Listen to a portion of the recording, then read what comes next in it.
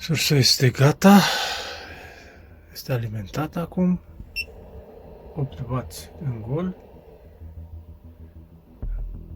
La 2.20 are plus minus 65 și ajunge la plus minus 70 la 2.30, 2.35. Acum am făcut un scurt. Repornim.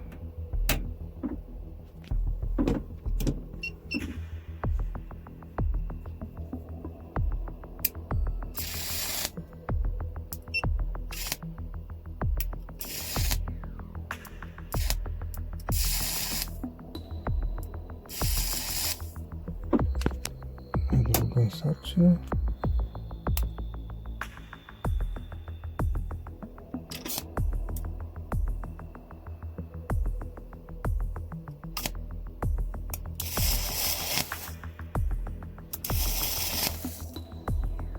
Da.